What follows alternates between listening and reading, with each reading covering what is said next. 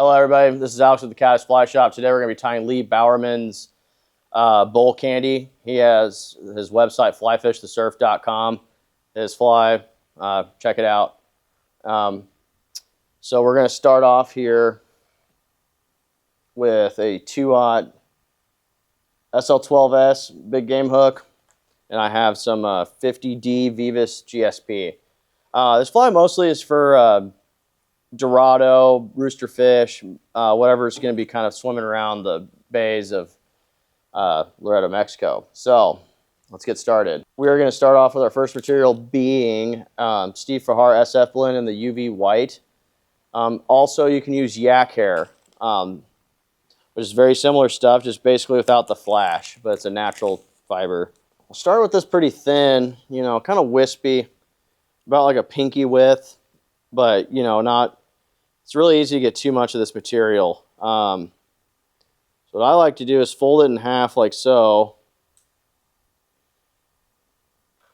I'll cut it with these old loon scissors here. I really like these.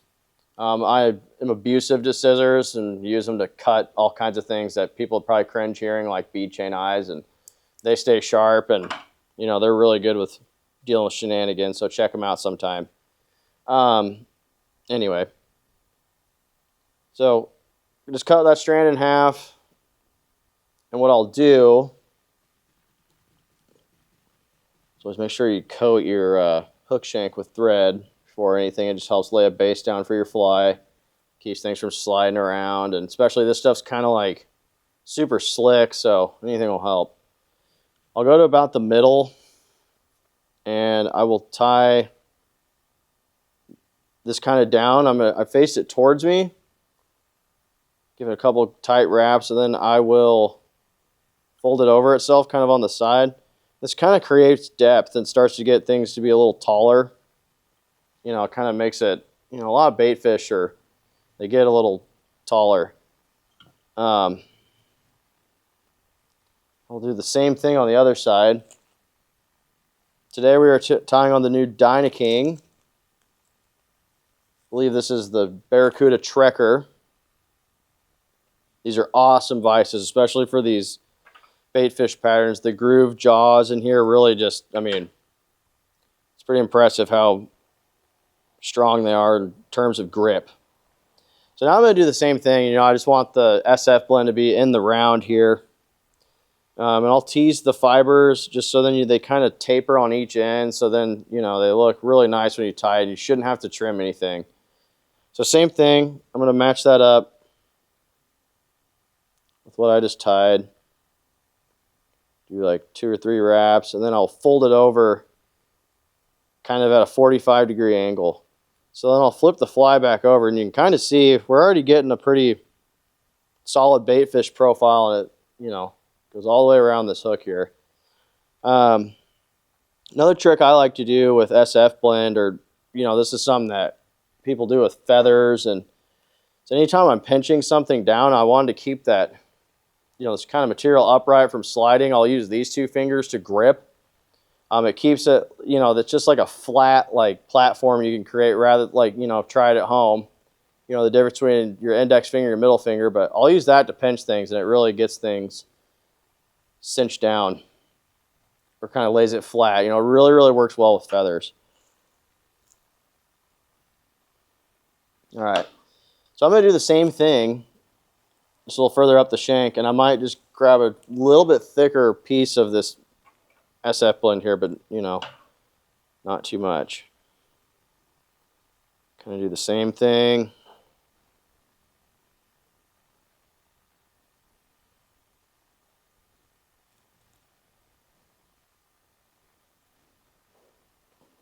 And we'll repeat that, flip the ice over here.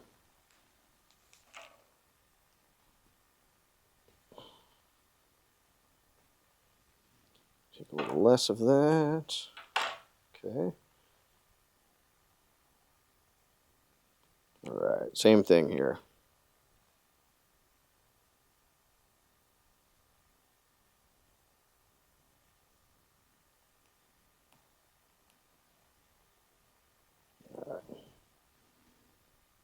Tie this down, kind of massage the fiber so you can get it to kind of go all the way around the fly here.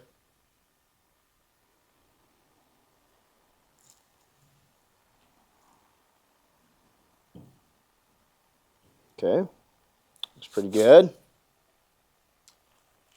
So now I will take about, the original pattern has quite a bit more flashaboo. I always like to personally do about 3 strands here. Sometimes flash will be a maker or breaker for saltwater fishing. You just kind of never know. So I'll put in about 4 strands here just for the sake of looking good, and you know, do it lateral kind of flash on here. I just like that because you can pull it out on the boat real quick. Like, you know, I always tie some with flash and some not, and you'll kind of see, you know, as I always like to say, ask the fish and they'll tell you.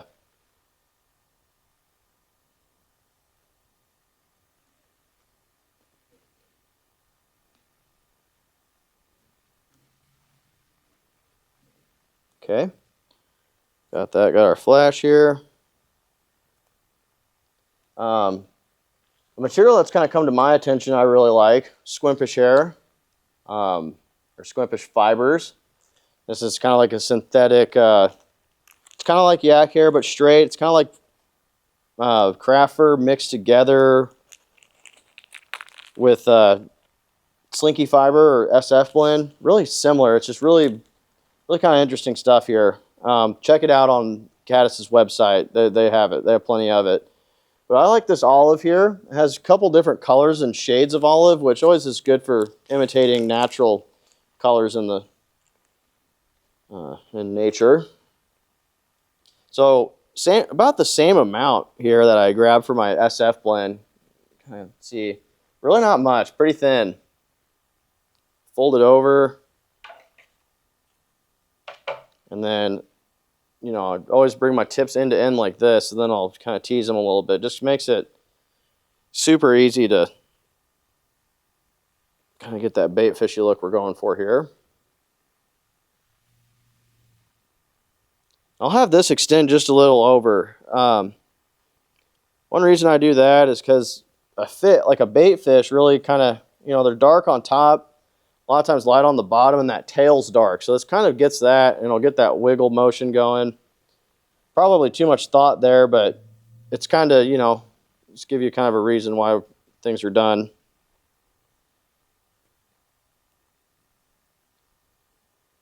That pinch thing I was kind of saying earlier kind of gets it right on the top of the fly. I really like doing that. Okay, we'll do one last little bit of SF blend here. Had a little extra on the table. Sometimes this stuff kind of has a mind of its own when you pull it out of the pack, so a lot of times I'll just grab the table scraps. Maybe a little more out of the package here too. I'm just going to kind of do the underbelly so that it kind of continues this minnow body we're building. So I'll flip the fly like this. One thing I was going to add with the SF blend is just kind of make sure you get best to center as you can. Because sometimes things will get kind of wonky as you're messing with this stuff. It's pretty slick. Slick in terms of actual feel. Okay, there. So now we kind of have this even thread base here that we're working with. That's going to come in really important when we glue in the eyes. Okay, so now we have bait fish here. You have a comb at home. I'll actually use the whip finish a lot of times to kind of pick things out. But a comb works really, really good too. All right. For the top of this fly, we're going to do 2 different types of flash here. We're going to use this. This is actually chartreuse polar flash, but more olive. You know how things, sometimes they call something a color and it's actually something different. But yeah, this is all polar flash. Really neat stuff. It's kind of softer, crinkly, kind of reminiscent of Creelex. And I just use my whip finish there to pull some out, so I kind of keep it in this packaging just for keeping your strands straight and kind of keeps them nicer for longer. Then I'll kind of have it hanging off the side here. I'll take about half of that, like pretty sparse here, because we're going to be folding this in half.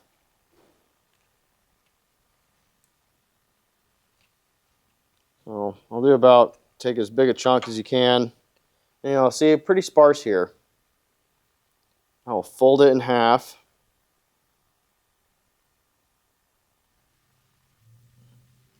As good as, and then we'll lay that over the top. And that was perfect. Something I didn't mention earlier is we're trying to, these bait fish here that I'm imitating are sardinia. That's what they call the bait fish down there. They get some different names by the locals. It's technically not a sardine.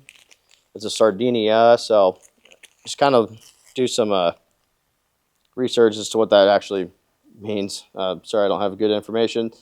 And then to top this off, we're going to use some just UV herring crystal flash. Pretty, you know, it's kind of like a dark gray. You use peacock crystal flash, black crystal flash, really about anything you want.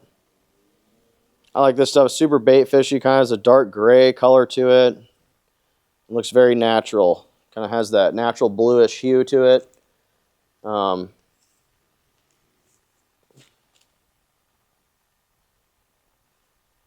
I'll either lay it over the top, because sometimes my fibers won't be long enough here for me to wrap it over. So I'll get it so it kind of matches the same length of the other flash. And then that little pinch trick I was saying really helps with just keeping your stuff consolidated in line. So I'll wrap this up the hook a little bit. And then this little tag here, I'll fold it and then just capture that a little bit for a couple wraps. That's a super important part with maintaining the durability of the fly we're tying here. Because if you don't fold that flash over, it just, pretty slick and it'll pull right out and your fly will be falling apart and make for a bad time. All right. So I'm just going to, kind of cover up everything, do a couple thread wraps here to finish up. So we kind of have this normal, thread nose here. So I'm going to whip finish this. Then we'll go through the process of putting some eyes on this thing.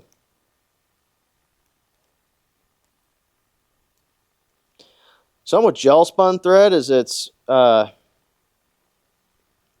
pretty, you don't have to pull extremely hard with this stuff. It'll kind of bunch up on itself and really slide. So I kind of left a nice little area for myself here to do this. And I always do a gratuitous amount of whip finishes, just probably a little OCD there. All right, I think 6 is about enough. All right, we'll trim that and top this off. Big eyes really help in certain saltwater application. I've heard especially with dorado, or we're referring to mahi-mahi here. Just gives them something to really key in on and look at. So you can either use the stick-on silver eyes. I like these. They have a little more volume to them, kind of a dome-shaped eye. This is the 3D Big Fish eyes, 10 millimeter, the 3/8 silver.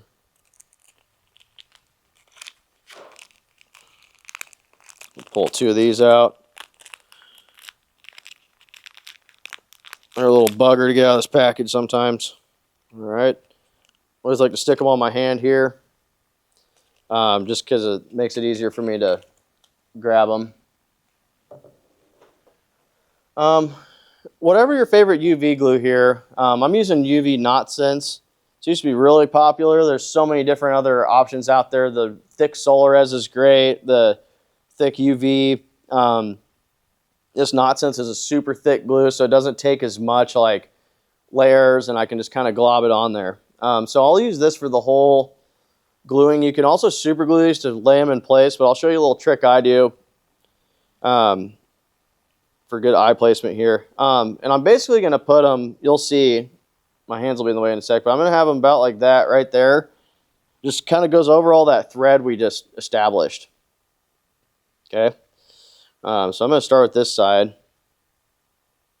These Dynaking vices are really cool for, they have a knob here that's kind of like a brake system and it'll lock your fly in place. So something like this, like keeping it level and makes things a lot easier to work with. I'd strongly recommend picking one of these up if you're needing a new vise.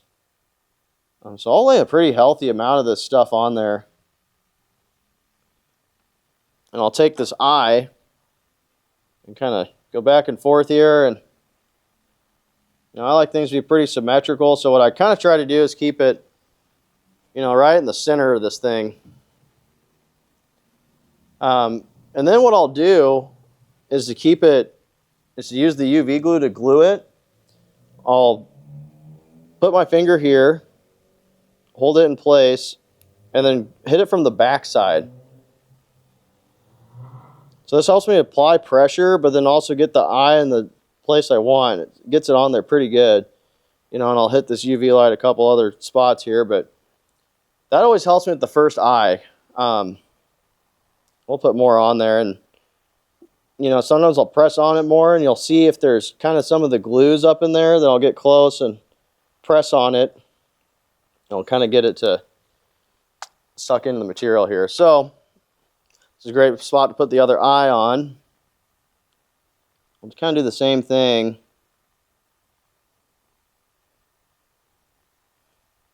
I'll set it on. You want to use quite a bit of glue, but you'll know when too much is too much. You don't have to get this stuff all over your hands. I'll give it a look here. I'll make sure we're good to go. I like to try to keep them upright, so I'll lay my finger right there, and sorry it's in front of the camera, and I'll hit my first round of light over here on the top so I can kind of glue the part that I can see. Do that, and depending on your light, I'll hold this for about 5 to 10 seconds. Then I'll flip it over where we kind of didn't get. Kind of pinch it, see if it's still wet under there.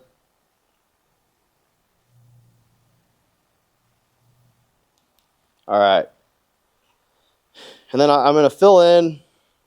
The fly is finished here, and on my own time, I'm going to fill in the gaps here. And then go over, I'm just going to fill in the gap between the eyes. And I always recommend doing a little bit over the eyes themselves. So with this knot sense, it's why I like using it's because it doesn't take much to fill up an area. And I'll do this. This kind of makes the eye more reflective. So I'll do that on the top side here. Glue that. Here, it's looking pretty good. I like these little loon UV lights here. And then I'm going to do the other side and then the outside. I just kind of do one side at a time. I'll lay in another healthy amount of that.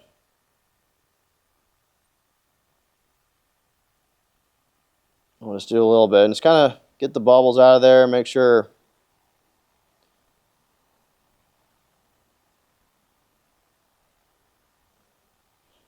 you're pretty even, and it kind of adheres to the form of the eye anyway. So then we'll come here to the top, get the side. That's it. So that's what we call a bowl candy.